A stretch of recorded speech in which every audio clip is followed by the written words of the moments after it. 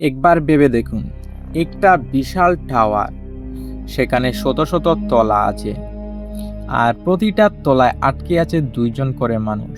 প্রতিদিন একটা প্ল্যাটফর্ম উপরের তলা থেকে নিচে নামে, খাবারের ভর্তি একটা টেবিল, কিন্তু নিচে পৌঁছাতে পৌঁছাতে কিছুই থাকে না।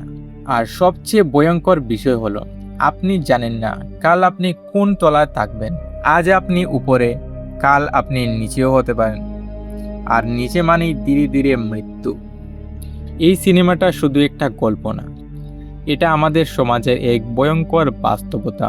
তাহলে চলুন শুরু করা যাক পুরো গল্পটা। গল্পটা শুরু হয় গুরেং নামের একজন মানুষকে দিয়ে। সে স্বেচ্ছায় এই অদ্ভুত জায়গায় আসে, কারণ তাকে বলা হয়েছে যে এখানে থাকলে সে একটা ডিগ্রি পাবে।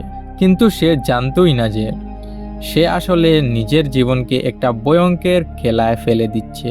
এই জায়গাটার নাম হলো ভার্টিক্যাল সেলফ ম্যানেজমেন্ট সেন্টার।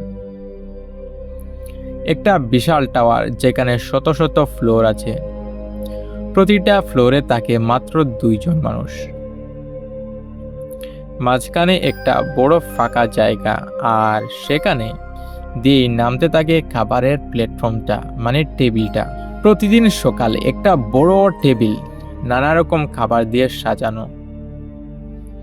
উপরের ফ্লোরে যারা থাকে তারা প্রথমে ভালোভাবে খায়, যা খুশি খায়, যত খুশি নষ্ট করে। তারপর সেই টেবিল নিচের দিকে নামতে থাকে, আর নিচে যারা থাকে তারা পায় শুধু বেঁচে থাকার খাবার। আর আরও নিচে গেলে কিছুই থাকে না। কিন্তু এখানে কিছু কঠিন নিয়মও আছে। আপনি নিজের কাছে খাবার রাখতে পারবেন না। যদি লুকান, আপনার রুম গরম বা ঠান্ডা হয়ে আপনাকে শাস্তি দেবে। আর সবচেয়ে বড় নিয়ম হলো, প্রতি মাসে আপনাকে নতুন ফ্লোরে পাঠানো হবে। মানে আজ আপনি 10 নম্বরে, কাল 200তেও যেতে পারেন। গুরেংয়ের সাথে প্রথমে একটা ত্রিমাকাশী, একজন বৃদ্ধ মানুষ। সে অনেক দিন ধরে এখানে আছে। সে গুরেংকে একটা কথা বলে, যারা উপরে থাকে তারা বাঁচে, আর নিচে যারা থাকে তারা মরে যায়। এ কথা শুনে প্রথমে গুরেং বিশ্বাস করতে চায় না। সে ভাবে, যদি সবাই একটু কম খায় তাহলে সবাই তো বাঁচতে পারে। কিন্তু বাস্তবতা খুবই নিষ্ঠুর। উপরের ফ্লোরে যারা থাকে তারা খাবার নষ্ট করে, হাসে, মজা করে, ঠাট্টা উড়ায়, আর নিচের মানুষগুলো শুধু তাকিয়েই থাকে। এখানে থেকেই শুরু হয় একটা ডার্ক টার্ন। একদিন গুরেং ঘুম থেকে উঠে দেখে সে অনেক নিচের ফ্লোরে চলে এসেছে। তার কাছে কোনোই খাবার নেই, কোনো আশাও নেই। এই সময় ত্রিমাকাশী এমন একটা সিদ্ধান্ত নেয় যা শুনলে আপনি চমকেই যাবেন। আমরা দেখতে পাই বাঁচার জন্য মানুষ কতটা নিচে নামতে পারে। এই সিনেমাটা সেটাই দেখায়। এই ঘটনার পর গুরেং পুরোপুরি বদলেই যায়।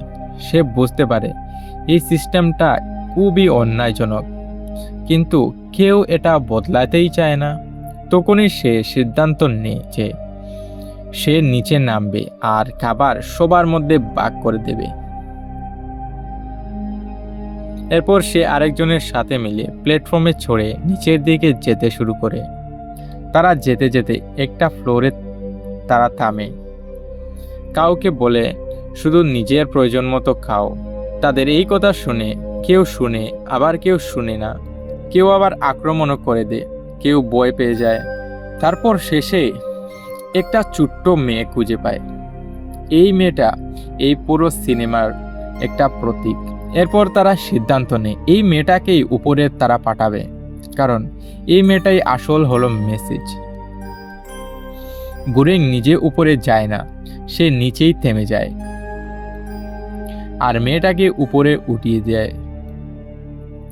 এই সিনেমাতে আমাদের একটা প্রশ্ন করে, সমস্যা কি সিস্টেমে নাকি আমাদের চিন্তায়?